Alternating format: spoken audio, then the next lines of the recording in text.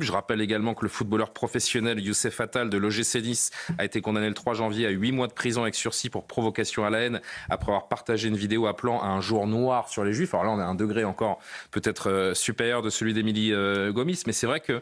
Oui, alors Johan, je vous laisse finir votre phase parce que vous avez pris la parole, mais quand on a de l'influence, il y a un moment, il y a des choses qu'on ne peut pas se permettre. Pardon, soutenir et avoir une pensée pour les otages qui vivent l'enfer depuis 100 jours, ça n'est pas de la politique, c'est simplement être humain. Quelles sont les personnes abjectes qui ne veulent pas prendre le temps, ne serait-ce qu'une minute, de penser à ces otages-là? Ce sont des gens qui pensent plus à leur contrat et à leur message sur Instagram plutôt qu'à... Voilà. Ailleurs, tous les footballeurs professionnels se mettaient à genoux avant tous les matchs pour justement dénoncer le racisme. C'est ça. Et ça, ils l'ont fait. On a les causes... à genoux pour Chacun choisit ses causes, en effet.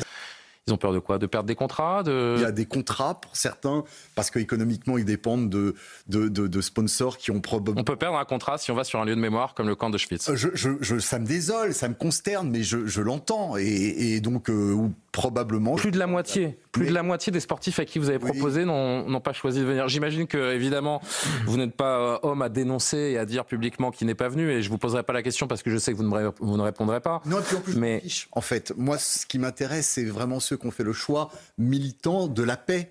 Vous ne le ferez pas, et c'est votre choix, mais je trouve qu'il serait intéressant de savoir qui a refusé d'y aller, parce que précisément, ça serait peut-être instructif. Mais j'ai pas d'informations, mais je vais dire, et je vais même pas regarder Pierre pour voir s'il acquiesce ou pas, mais je pense qu'il y a beaucoup de footballeurs. Il y a beaucoup de footballeurs qui ont refusé. Non, mais peu importe. Moi, ce qui peu importe, oui et non, Pierre. Voir Fabrice Santoro. Ouais. Je ne trahirai rien. Je voulais surtout dire que ce voyage, en réalité, il devrait être obligatoire dans le parcours scolaire. Parce que quand on voit que de plus en plus de jeunes ignorent... si déjà, vous n'avez pas 56% des profs qui refusaient d'enseigner la Shoah. Moi, par exemple, je ne suis jamais allé à Auschwitz. J'irai un jour. Moi non plus. Parce que je le souhaite le faire personnellement. En effet. Mais il faudrait que ce soit obligatoire. Je suis d'accord.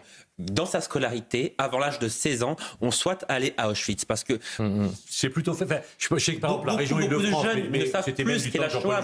Mais si vous rendez ça... Regardez la façon dont la société réagit et dont les personnalités, les artistes, les sportifs réagissent. Si vous rendez obligatoire un voyage comme celui-là, vous avez l'effet... Attention à l'effet inverse que vous pouvez provoquer. Les sportifs, après 7 octobre, ne se sont pas manifestés. Par contre, quand Israël a justement réagi, la plupart des sportifs un peu médiatiques, la grande mode, c'était d'avoir le drapeau palestinien. Bien sûr. Donc la réaction, elle est intervenue. Mais après... Non, mais vous vous rendez compte quand même dans quelle situation nous sommes en France pour avoir à se dire qu'il faut du courage pour aller visiter Auschwitz. C'est d'une gravité. Il faut que tout le monde prenne 5 minutes, tous ceux qui nous écoutent et nous regardent ce soir, prennent 5 minutes pour penser à cela et se dire à quel point la situation dans ce pays est gravissime. Quand on regarde les enquêtes d'opinion, il y a quand même globalement 80% des Français qui soutiennent Israël. Et sur les réseaux sociaux, incontestablement... Ça dépend dans quel quartier, de quelle ville on parle. Je suis bien d'accord, François, mais ce que je veux vous dire, c'est que les réseaux sociaux... sont souvent issus de ces quartiers, et ils savent très bien, quand ils sont suivis sur les réseaux sociaux, par qui ils sont suivis.